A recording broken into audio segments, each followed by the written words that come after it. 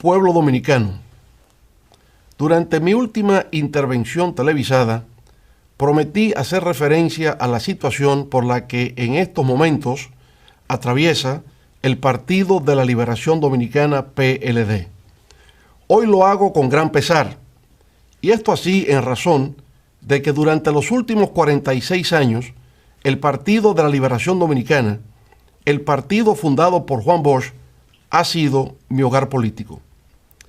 Inicié mi participación en la política a través del Partido Revolucionario Dominicano PRD, donde estuve organizado en un comité de base de la Zona B, en Villa Consuelo. Al mismo tiempo, en la Universidad Autónoma de Santo Domingo, UAS, donde ingresé en 1971, pasando a ser miembro del Frente Universitario Socialista Democrático FUST, apéndice estudiantil del Partido Blanco.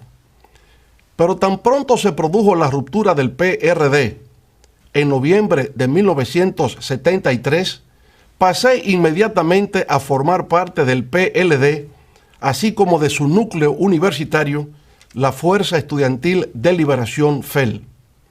Eran los días de consignas como las de ser PLDista es ser un soldado valiente, consciente y disciplinado, de la creación de la Ciudad de la Alegría en la universidad y de la realización del Congreso Salvador Allende.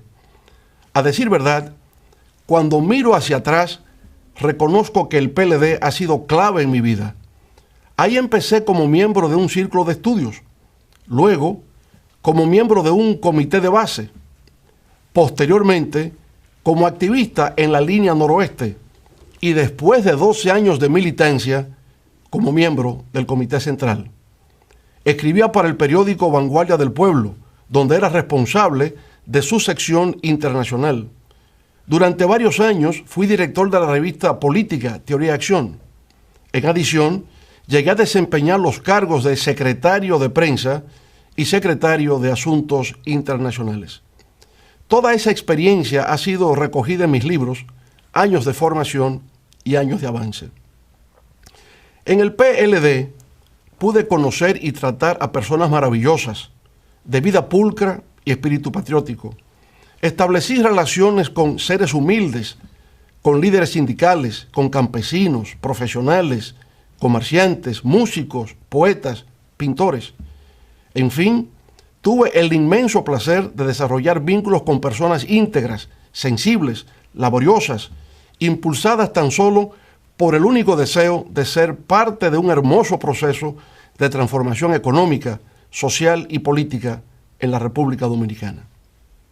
Naturalmente, la gran suerte de mi vida fue haber tenido el honor y privilegio de establecer unos lazos afectivos de trabajo y amistad con uno de los más destacados pensadores y líderes políticos de la época contemporánea, no solo de nuestro país, sino de América Latina y el mundo, el profesor Juan Bosch. Esa relación me transformó para siempre. A través de sus escritos aprendí a conocer sus ideas y comprender el mundo. Leía con avidez sus textos y quedaba tan impactado que hasta me aprendía de memoria párrafos enteros de sus libros, como por ejemplo, Crisis de la Democracia de América en la República Dominicana, Dictadura con respaldo popular y el pentagonismo, sustituto del imperialismo. Pero compartir con él, escuchar sus análisis y comentarios sobre diversos temas, oír sus recomendaciones, asimilar sus enseñanzas, esa fue la gran experiencia que no solo me brindó una orientación, sino que le proporcionó sentido y significado a mi existencia. En las elecciones de 1994 fui candidato a la vicepresidencia en la boleta electoral que por última vez llevó el maestro Juan Bosch como aspirante a la presidencia de la República. Más rápido de lo previsto, 2 años más tarde, en 1996, ostentando la representación del Partido de la Liberación Dominicana, subía por vez primera las escalinatas del Palacio Nacional. Lo hacía con orgullo, con ilusión, porque comprendía que nuestra generación había encontrado la gran oportunidad histórica para introducir cambios trascendentales en la vida nacional. Así lo hicimos. ese primer gobierno del PLD, de 1996 al 2000, fue para muchos un gobierno ejemplar. Constituyó un nuevo capítulo en la historia nacional. No solo simbolizó un cambio generacional en la vida política del país, sino una transformación sustancial en la calidad de los servicios, la modernización y el progreso del pueblo dominicano. En algunos sectores se ha levantado la pregunta del por qué, si presuntamente ese gobierno fue tan bueno, no resultamos victoriosos en las elecciones presidenciales del año 2000. A eso también respondí en su momento diciendo, los que no saben por qué perdimos es porque nunca entendieron por qué ganamos. Con eso quería hacer referencia al hecho de que nuestro triunfo en las urnas en el 1996 no se debió a que como organización política tuviésemos una base electoral propia, sino a la circunstancia de que en la primera ronda electoral tuvimos una migración de votos reformistas a nuestro favor, y en la segunda vuelta el pleno respaldo del doctor Joaquín Balaguer y del Partido Reformista Social Cristiano. En la construcción de una base social propia de apoyo electoral, el PLD alcanzó su clímax en el 1986, cuando conquistamos el 18% de los votos. 4 años después, en 1990, cuando hasta ese momento obtuvimos nuestro mayor índice de desempeño electoral, alcanzamos cerca del 35% del respaldo popular. Pero ese 35% no era enteramente nuestro. Había un segmento importante de ese núcleo de electores que había migrado del PRD hacia nuestra organización con la intención de procurar un triunfo sobre el Partido Reformista Social Cristiano.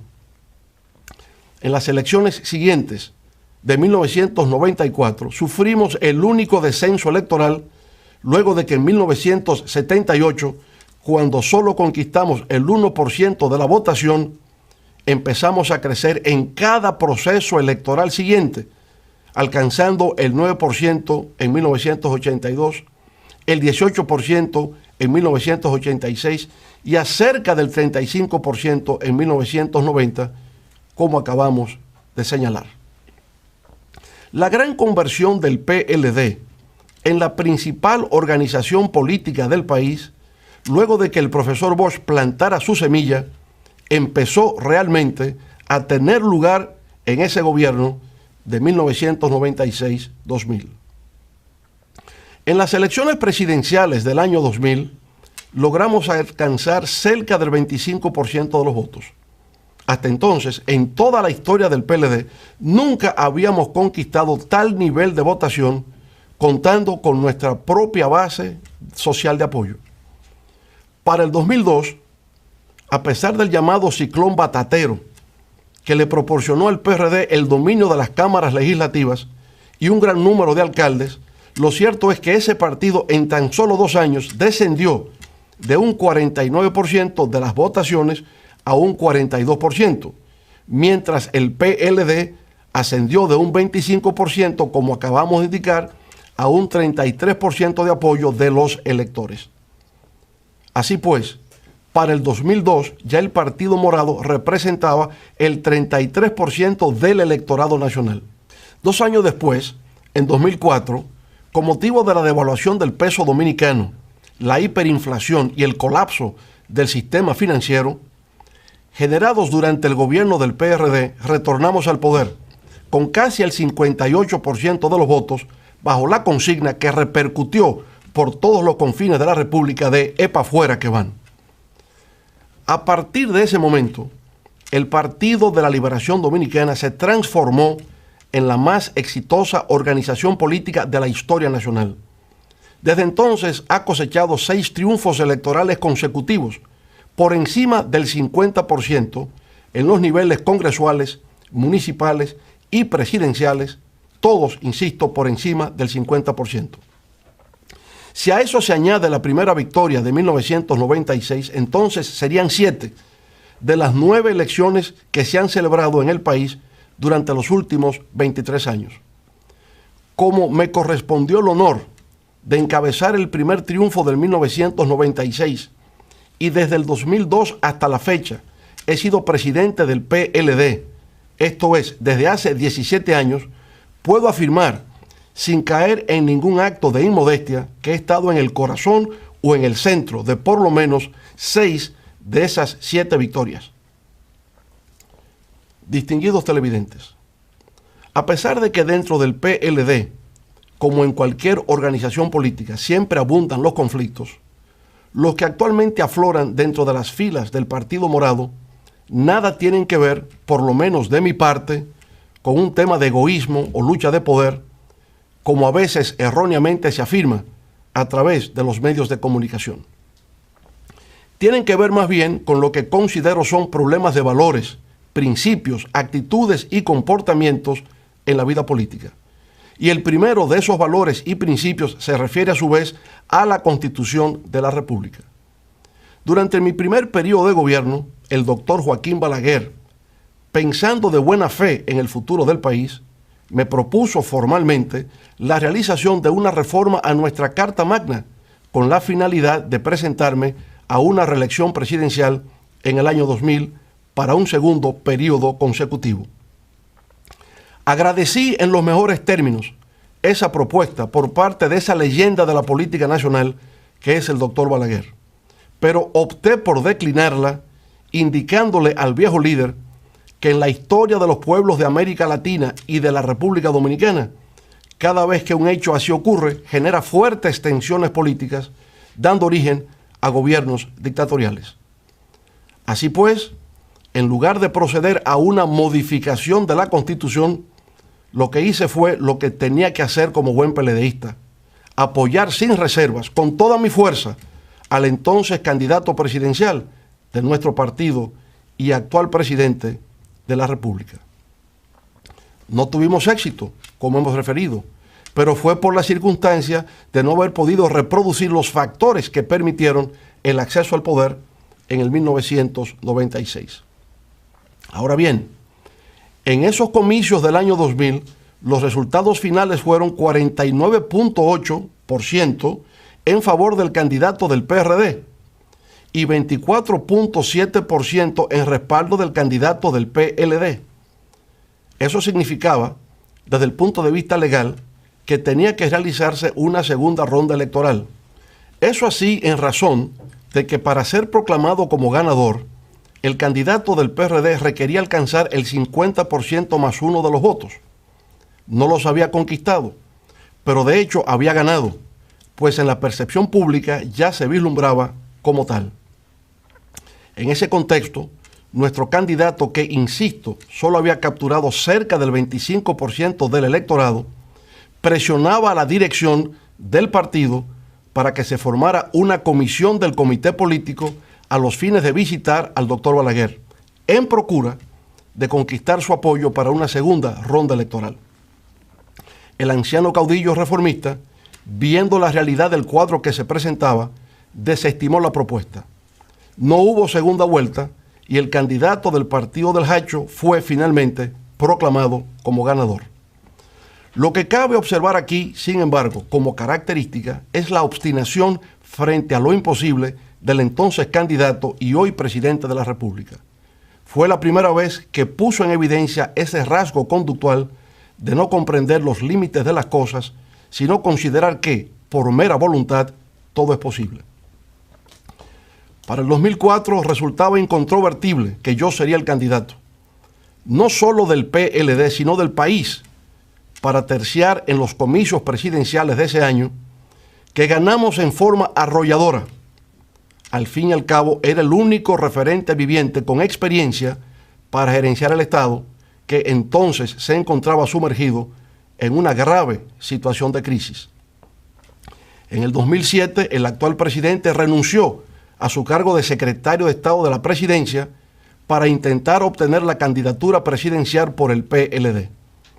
Todas las encuestas de aquella época me presentaban como virtual ganador en las primarias del partido. Ninguna indicaba lo contrario. Era natural que así fuese. Después de nuestro retorno al poder, la crisis económica y social heredada del anterior gobierno se dio. Y aunque luchábamos con el impacto de la crisis financiera global y la del alza de los precios del petróleo y de los alimentos, precisamente en el 2007, todo indicaba que tenía la reelección asegurada. Además, en esa ocasión no tenía ningún impedimento constitucional. Mi antecesor la había modificado para su propio provecho político. Así, en esas condiciones, lo que normalmente se estila en el mundo democrático es que el gobernante de turno no es desafiado por ningún otro miembro de su partido, dejándole el paso libre hacia un segundo mandato consecutivo. No ocurrió así en el caso nuestro. El ex secretario de la presidencia nos desafió en la lucha por la nominación presidencial del PLD para las elecciones del 2008. De nuevo volvió a obstinarse y empecinarse, con lo que resultaba una quimera imposible de alcanzar. Sucedió por consiguiente lo que tenía que suceder. Ganamos esas primarias de nuestro partido con un 70% a nuestro favor. El actual presidente, sin embargo, nunca reconoció nuestra victoria, nunca felicitó. Al revés, dijo que le había vencido el Estado.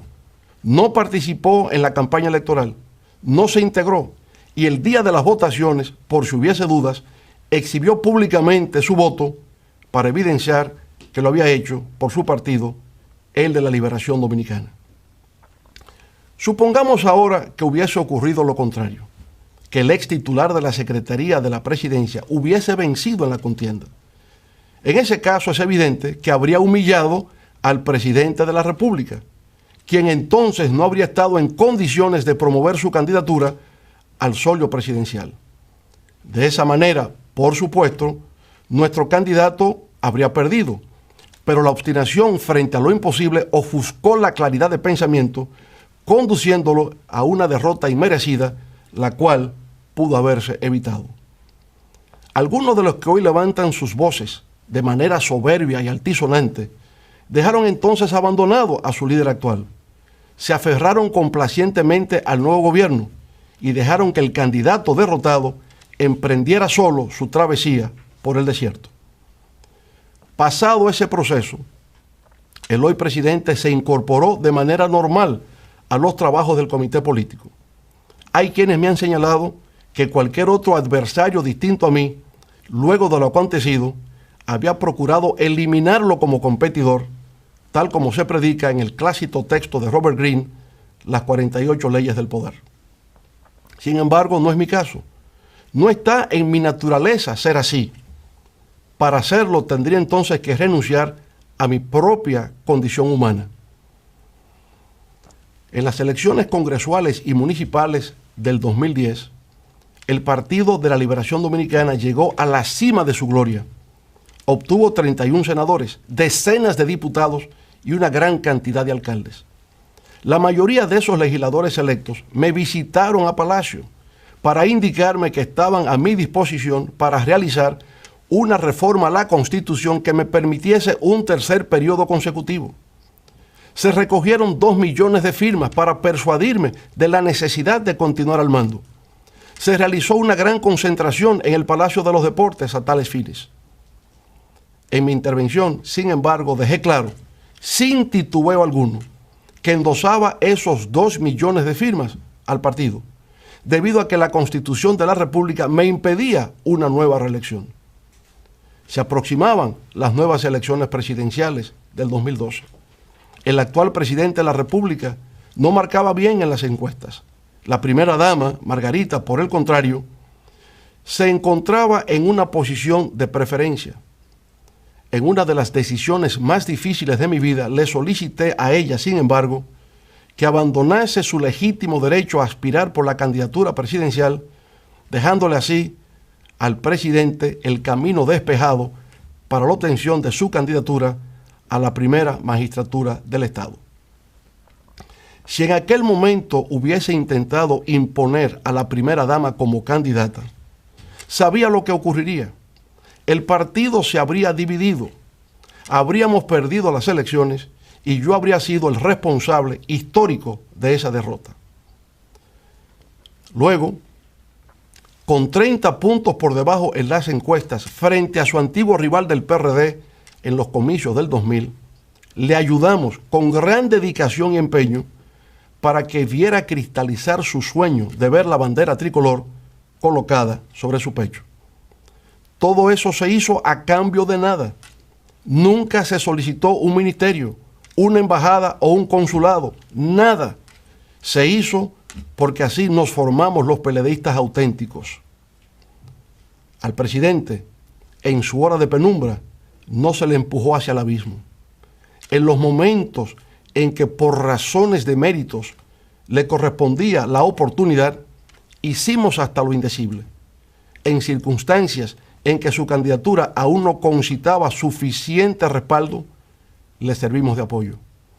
Esa ha sido siempre nuestra forma de pensar y proceder. Creo en valores y principios.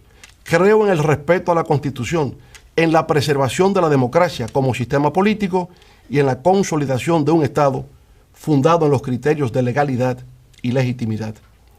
Pero de igual manera me inclino frente al sentido del honor, de la dignidad, del decoro, del respeto, de la decencia, de la cortesía, de la amistad, del mérito y, en fin, en la ética del intercambio de las relaciones humanas.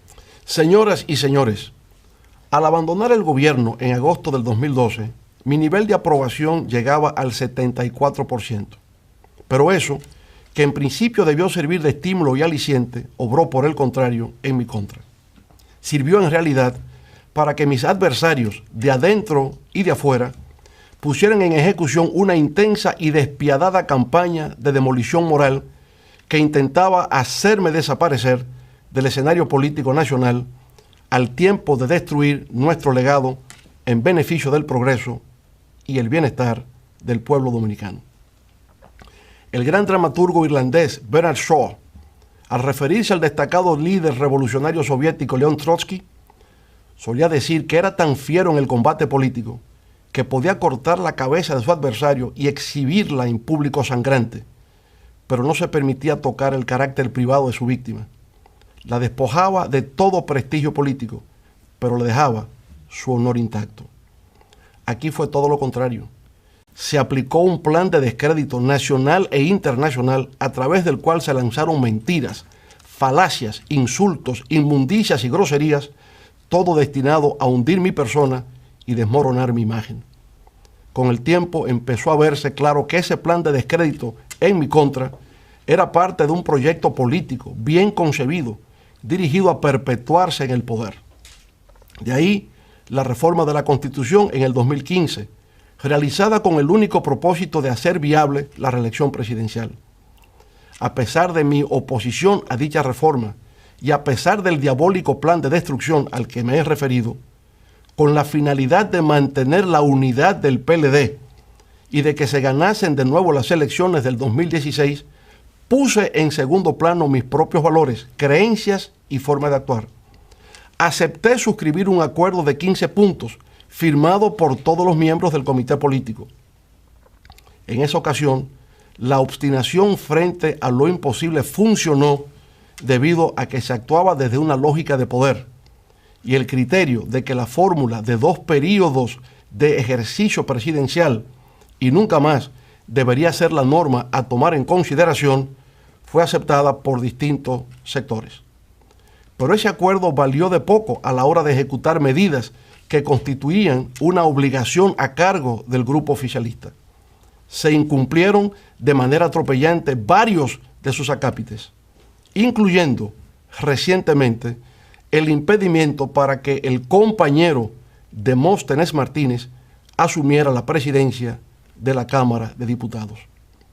Ese incumplimiento, claro está, fue la reacción airada, furiosa, frente al movimiento popular que se vio compelido a tomar las calles para frustrar una segunda reforma constitucional consecutiva, la cual ni siquiera Trujillo se atrevió a realizar para continuar un tercer mandato continuo. Bajo la consigna de que la Constitución no está en venta, distintos sectores de la sociedad dominicana, desde los más humildes, como los motoconchistas, hasta profesionales de diversas ramas, artistas, religiosos, sindicalistas y empresarios, levantaron su voz de protesta.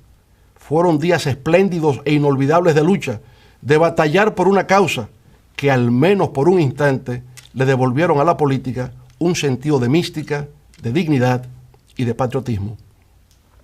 Luego han venido las elecciones primarias abiertas del PLD, celebradas el pasado 6 de octubre. Esas elecciones constituyen una mancha y una vergüenza en la historia del Partido de la Liberación Dominicana. Se emplearon todas las maniobras malignas concebibles hasta llegar a convertirlas en lo que realmente son: el primer matadero electoral automatizado del siglo XXI. A pesar de haberse hecho uso en forma grosera de miles de millones de pesos, de alzarse con todo el peso institucional del Estado, de contar con el involucramiento activo de ministros, gobernadores, directores departamentales, alcaldes y militares, la fuerza del pueblo salió triunfante. La fuerza del pueblo venció al Estado, demostró que a pesar de todas las adversidades y vicisitudes, es hoy por sí misma una fuerza política respetable, con peso específico en la República Dominicana. Las fuerzas gubernamentales ni vencieron ni convencieron, y para intentar imponerse, sus miles de millones de pesos invertidos resultaron insuficientes, pues tuvieron que recurrir, en adición, a la realización de un fraude electoral. Ese fraude estuvo programado para entrar en funcionamiento desde las primeras informaciones transmitidas sobre el resultado de los cómputos, pero se aceleró e intensificó cuando con el 90% de las mesas computadas la tendencia nos proyectaba como ganador. Fue ahí, precisamente ahí, cuando a partir de las 6:30 p.m., solo faltando por computar el 10% de las mesas o 200.000 votos sobre el 1.600.000 que ya se habían computado, que se produjo el fenómeno que ha dejado a destacados especialistas de la ciencia de la data y de las estadísticas en estado de desconcierto y de perplejidad. Nunca habían visto un hecho semejante. Aseguran que lo que se produjo fue por una de dos razones: por milagro o por fraude. Sostienen que lo acontecido en esa recta final de los cómputos fue algo inusual, que no parece responder a una causa natural. Esto último está dicho en lenguaje muy diplomático. En realidad, lo que se ha querido hacer significar es que lo ocurrido está más allá de la capacidad humana. Digámoslo claro, ni con el fraude que habían montado nos ganaban. A las 6:30 p.m. entraron en pánico, pisaron el acelerador y dejaron la huella del crimen.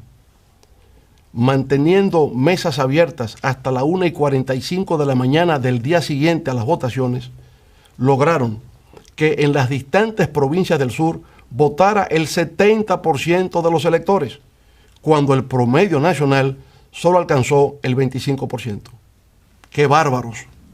¡Qué crimen contra el pueblo y la democracia! Ahora hemos solicitado que se haga una auditoría forense integral. Esa auditoría equivale a una especie de autopsia sobre el cadáver del fraude electoral automatizado. Exigimos que esa autopsia sea de verdad, siguiendo los estándares internacionales establecidos, que los médicos patólogos a intervenir en ese examen lo hagan en presencia de nuestros equipos técnicos y de nuestros asesores. La Junta Central Electoral no debe temer la realización de una auditoría forense, conforme a los requisitos que hemos solicitado. Nadie la ha acusado de haber causado ese fraude. Todo el mundo sabe que sus integrantes son personas íntegras y de respeto. Los causantes son otros. Por tanto, la Junta Central Electoral no pierde nada y sí ganaría mucho en autoridad y prestigio si deja que los hechos fluyan y permite que los médicos de patología informática hagan la disección al cadáver del fraude. Al hacerla, deberán cortar los tejidos y órganos en descomposición de todo el cuerpo, cabeza, tronco y extremidades, exhibir sus vísceras purulentas y establecer con precisión en el acta de defunción cuáles fueron las causas reales que provocaron la muerte por fraude del primer experimento fallido de voto automatizado en la República Dominicana. Negarle al pueblo dominicano ese derecho sería arrojar mayores sombras sobre un proceso ya de por sí enteramente desacreditado y deslegitimado. Así, pueblo dominicano, nada de lo que acabamos de narrar ha debido ocurrir. Si ha tenido lugar ha sido por la imprudencia, la tosudez y la creencia de que el poder no tiene límites, de que el poder es para usarse, de que se hace lo que conviene y de que el poder no se desafía. Pero allá en el fondo emerge una vez más como factor oculto la obstinación por hacer realidad lo que resulta imposible. En ese contexto, el gobierno se ha convertido en un ente rencoroso y vengativo. Es un gobierno que acosa, que silencia las voces que se le oponen, que presiona y que no se sonroja para atropellar. El equilibrio partidista en el PLD se resquebrajó. La facción grupal, ahora en forma de categoría de Estado, se instaló en el comité político a través de la creación de un cenáculo que para un partido de vanguardia recibió un nombre extraño e inapropiado, la OTAN. Ahí se ha creado una oligarquía de hierro, completamente desconectada de las estructuras del partido, que se reúne siempre con anticipación para llevar sus propuestas previamente acordadas al máximo organismo de dirección política. Esa oligarquía de hierro opera en forma de una casta, no tiene visión de partido, en el sentido de ser una organización que integra y representa a todos sus miembros. Se comporta en forma autoritaria. Aún en condiciones de absurdo e irracionalidad, actúa solo interesada en la defensa de sus intereses grupales. Su noción de lealtad es bastante singular. Responde al poder de un decreto presidencial. El predominio de ese estilo de conducta en los más altos niveles de dirección del partido me ha hecho comprender que, sencillamente, el PLD de Juan Bosch ya no existe. La estrella se ha eclipsado. Las bases del Partido de la Liberación Dominicana siempre estarán en mi corazón, en mis desvelos y consideración. De ahí provengo, ahí están mis orígenes políticos. Por tanto, la conozco en su capacidad de sacrificio, de dedicación y de amor al pueblo. Donde quiera que me encuentre, esas bases del PLD recibirán siempre mi apoyo, respeto y gratitud. A lo largo de 46 años, es largo el recorrido que he realizado dentro de las filas del Partido de la Liberación Dominicana. He sido un hombre afortunado, he aprendido, he luchado y me he confundido con el pueblo para ser parte de su historia. En la memoria quedarán amigos, compañeros y tal vez muchas anécdotas que contar. Ahora, con mucho pesar, ha llegado la hora de partir. Sobre la marcha, tal vez sin advertirlo a tiempo, nos diferenciamos. Hay quienes no podemos vivir en medio de la mentira, el engaño, la manipulación, la doblez, el irrespeto, la petulancia, el incumplimiento de la palabra empeñada, la simulación, la hipocresía y la desfachatez. Después de haber vivido los 46 años más fructíferos de mi vida, de considerarme un humilde discípulo de la Escuela de Pensamiento de Juan Bosch, presento, de manera irrevocable, formar renuncia a mi condición de presidente y miembro del Partido de la Liberación Dominicana. Ahora, guiado por el Espíritu Divino, me esperan otros caminos por transitar.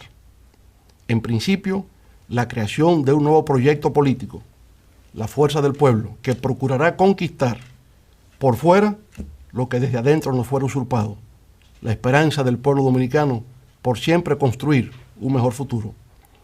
La fuerza del pueblo será un proyecto de unidad nacional que va más allá de unas siglas para representar los anhelos de las grandes mayorías. Será un proyecto profundamente democrático que apueste por el cumplimiento de las reglas de juego, la transparencia y la participación dinámica de todos los sectores de la sociedad.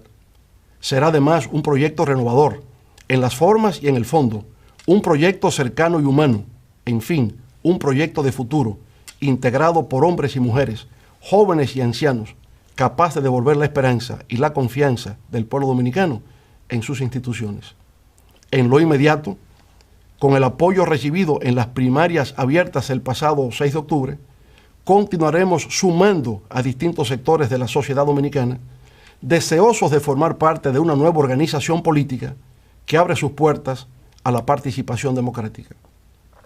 Estableceremos alianzas con otras organizaciones políticas, con la sociedad civil, con núcleos profesionales, con líderes sindicales y sociales, y de esa manera crearemos una fuerza de oposición tan potente que en poco tiempo contribuirá a reconfigurar el escenario político nacional.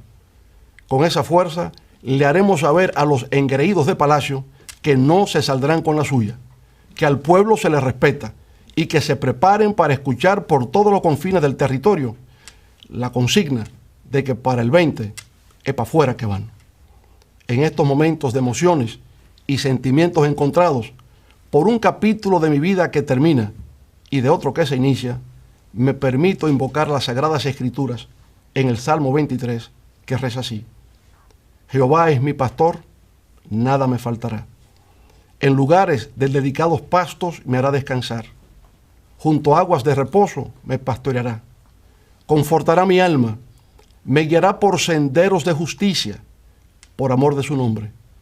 Aunque ande en valle de sombra de muerte, no temeré mal alguno, porque tú estarás conmigo. Amén. Muchas gracias. Buenas noches.